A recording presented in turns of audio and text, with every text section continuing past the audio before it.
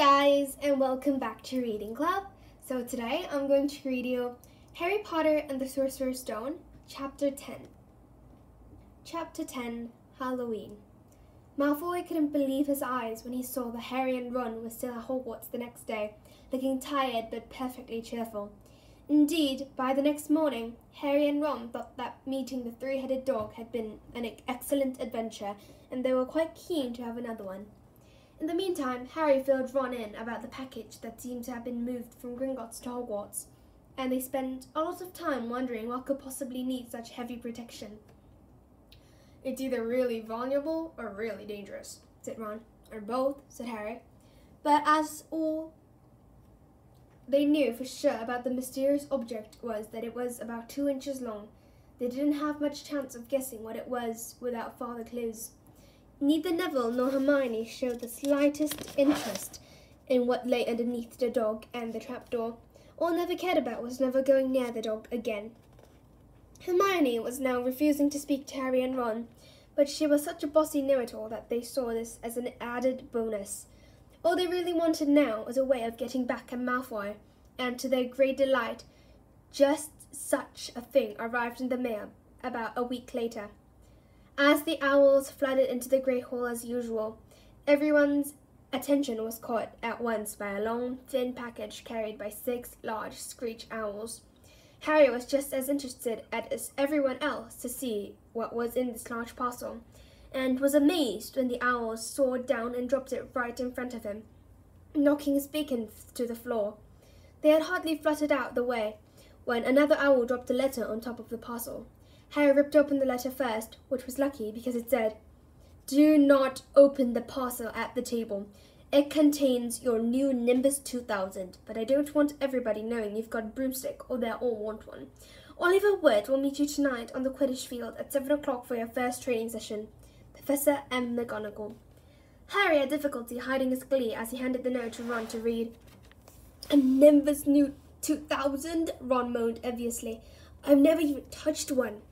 They left the hall quickly, wanting to unwrap the broomstick in private before the first class, but halfway across the entrance hall, they found the way upstairs barred by Crabbe and Goyle. Malfoy seized the package from Harry and felt it. "That's a broomstick," he said, throwing it back to Harry with a mixture of jealousy and spite on his face. "You'll be in for this time, Potter. First years aren't allowed them." Ron couldn't resist it. "It's not any old broomstick," he said. "It's Nimbus 2000. "What did you say you've got at home, Malfoy? A Comet 260? Ron grinned at Harry. "Comets look flashy, but they're not in the same league as the Nimbus." "What would you know about it, Weasley? You couldn't afford half the handle," Malfoy snapped back. "I suppose you and your brothers have to save up twig by twig."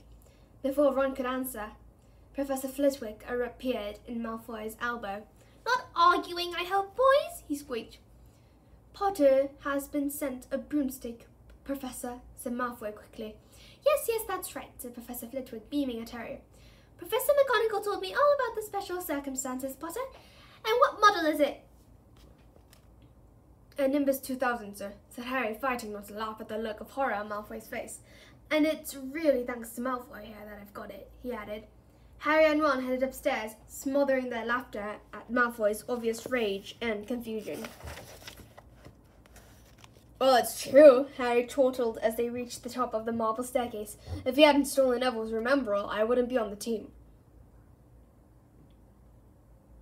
"So I suppose you think that's a reward from breaking rules?" came an angry voice from just behind them. Hermione was stomping up the stairs, looking disapprovingly at the package in Harry's hand. "I thought you weren't speaking to us," said Harry. "Yes, don't stop now," said Ron. "It's doing us so much good." Hermione marched away with her nose in the air. Harry had a lot of trouble keeping his mind on his lessons that day. It kept wandering up to the dormitory where his new broomstick was lying under his bed, or straying off to the Quidditch field where he'd be learning to play that night.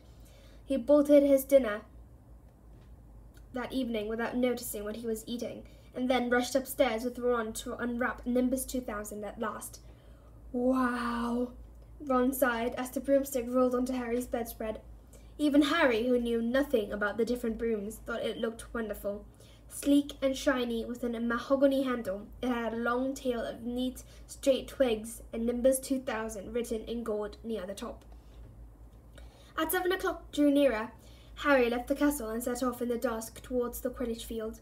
He had never been inside the stadium before. Hundreds of seats were raised in stands around the field so that the spectators were high enough to see what was going on.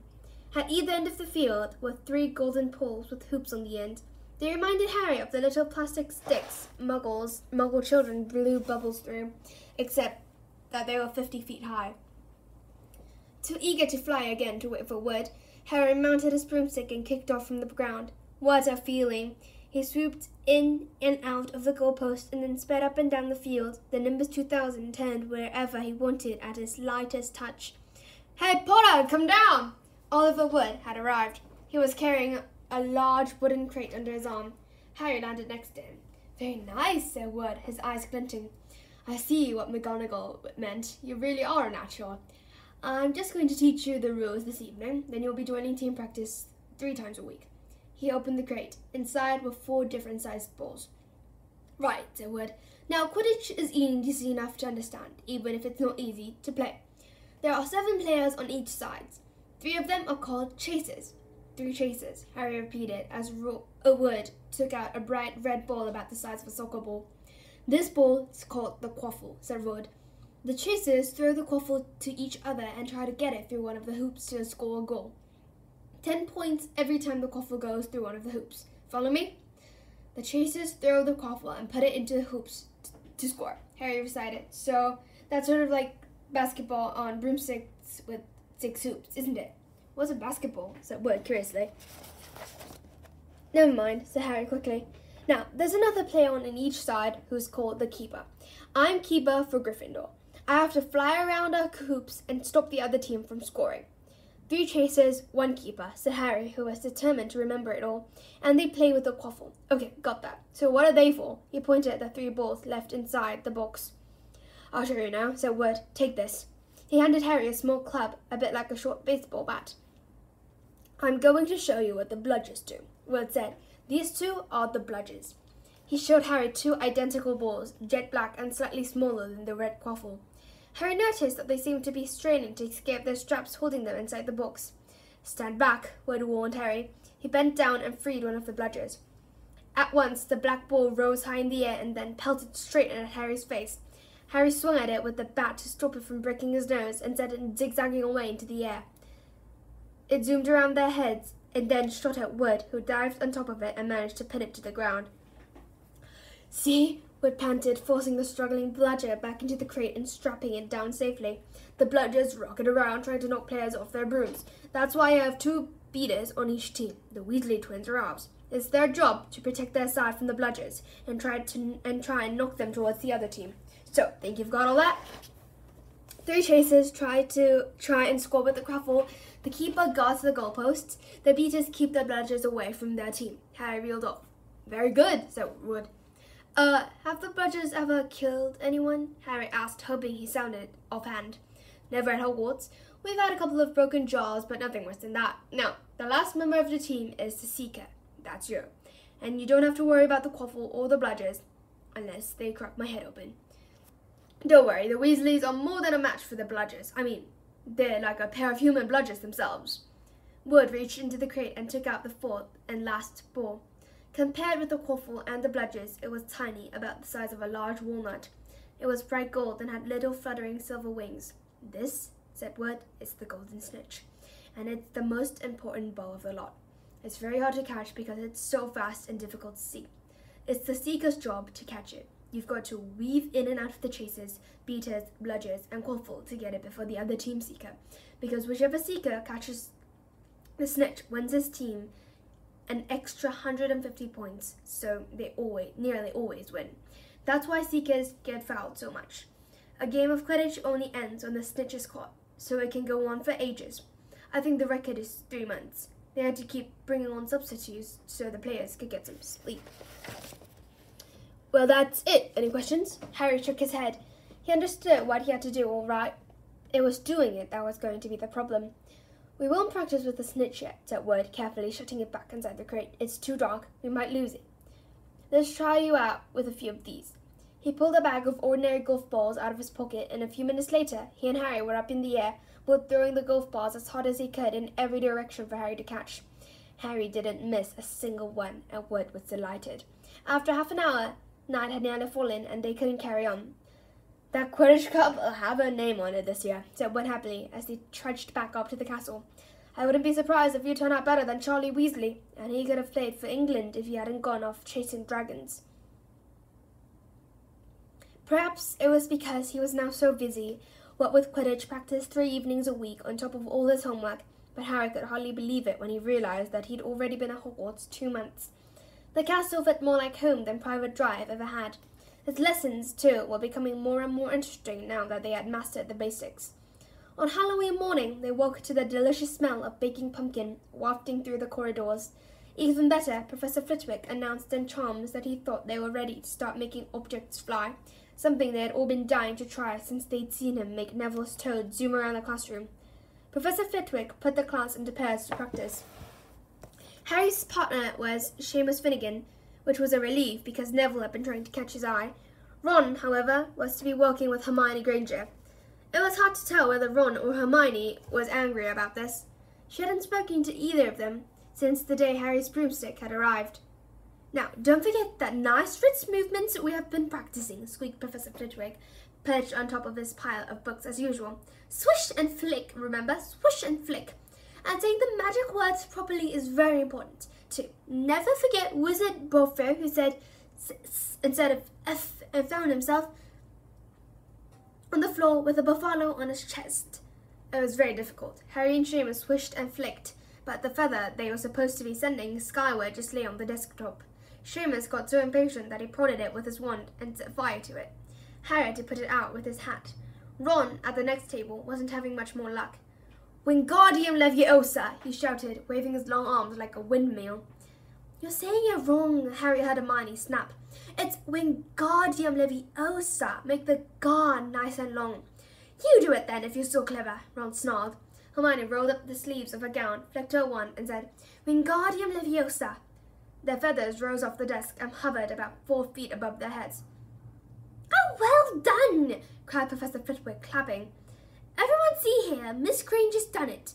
Ron was in a very bad mood by the end of class.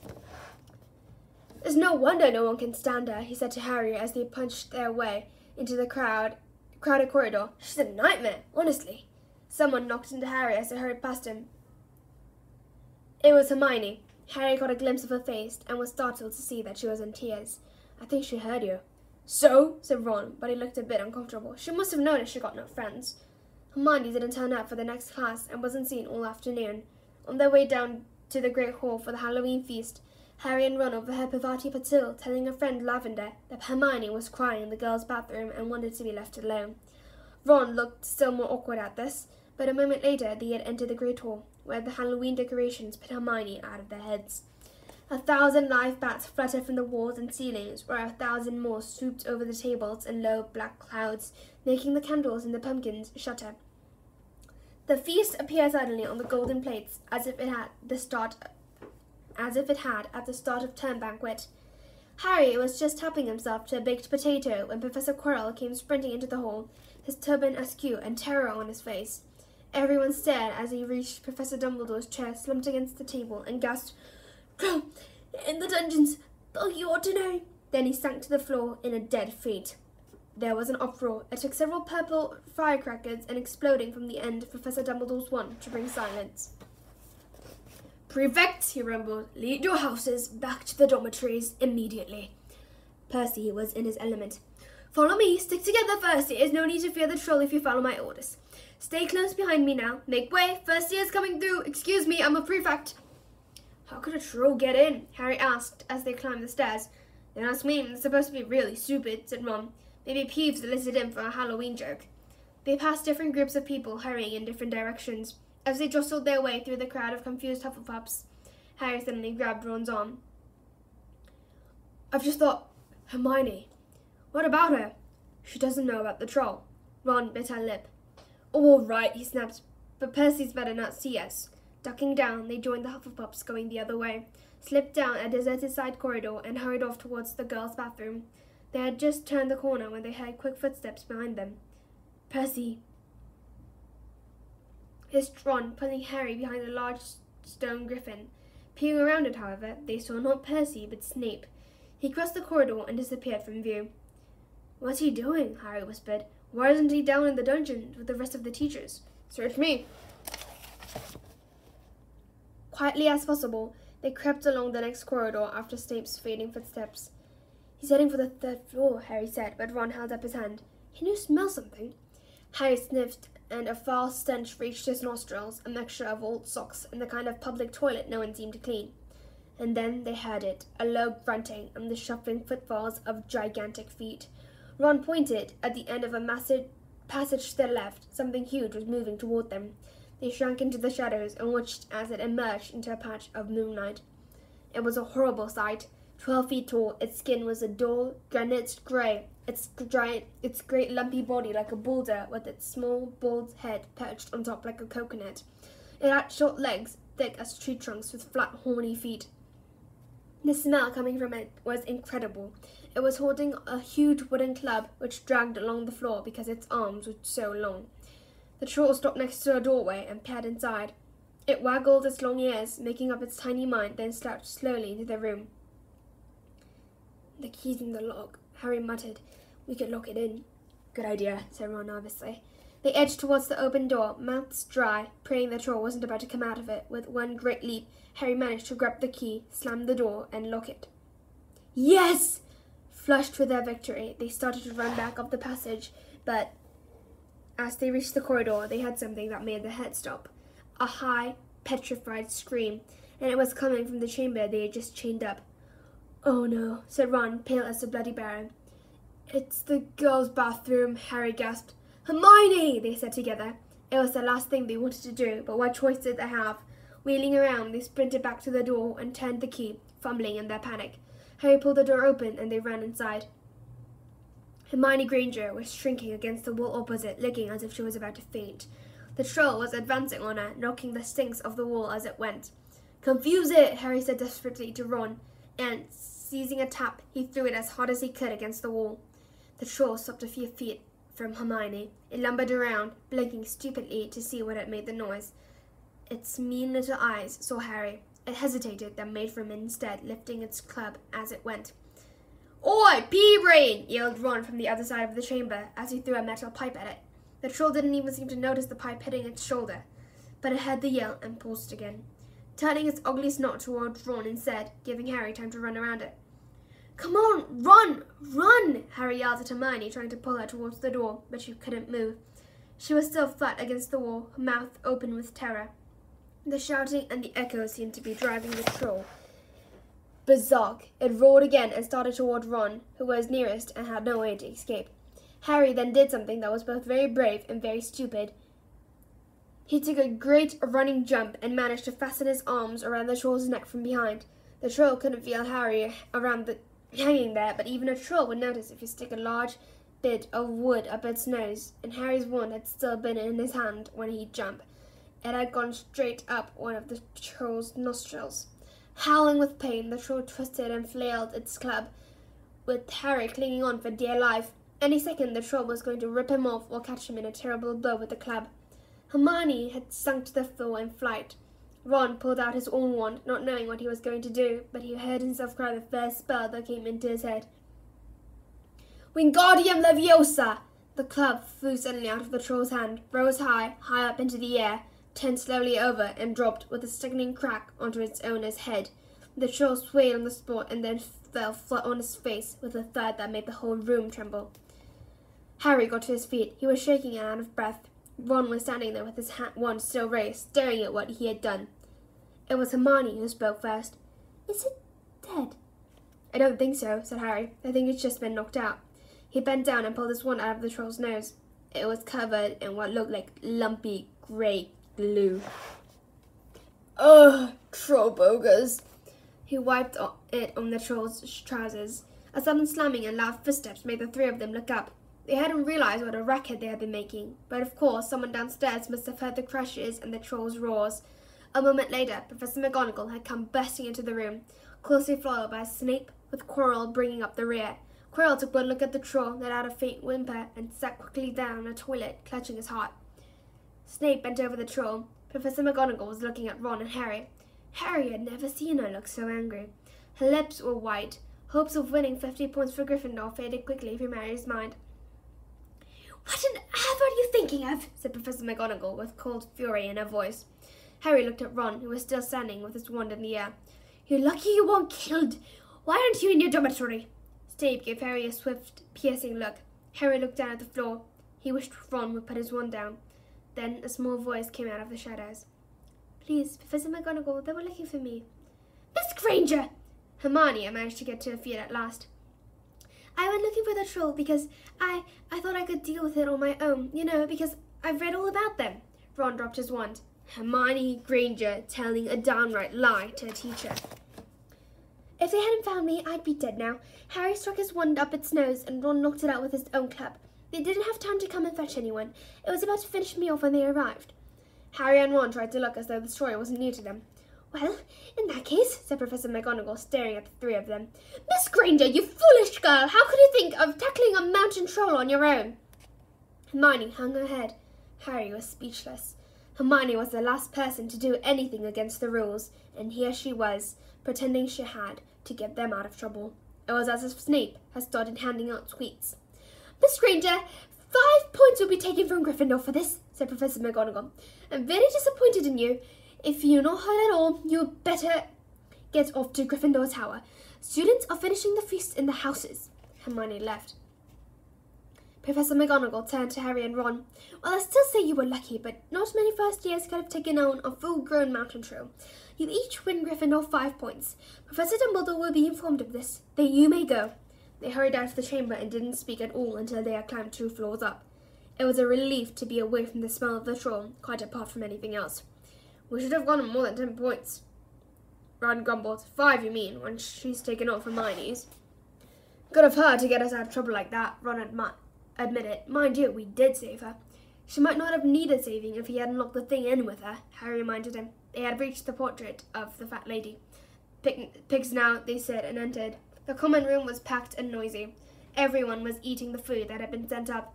Hermione, however, stood alone by the door waiting for them. There was a very embarrassed pause. Then, none of them looking at each other, they all said thanks and hurried off to get plates. But from that moment on, Hermione Granger became their friend.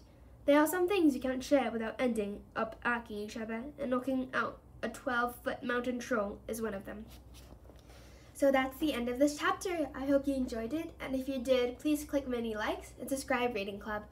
I'll come back later with a new and improved channel. Thank you for listening.